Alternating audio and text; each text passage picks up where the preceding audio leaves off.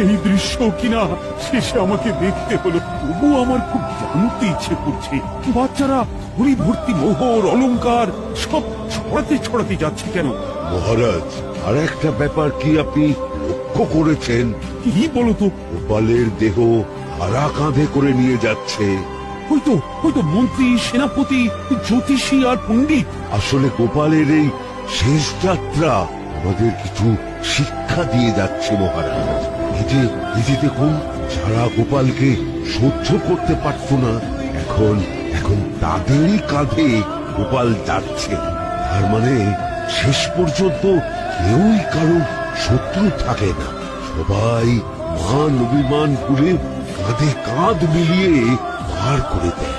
তাই তো ওই যে মোহর আর অলংকার ছড়িয়ে যাচ্ছে, সেটাও বুঝিয়ে দেয় যে এই অর্থ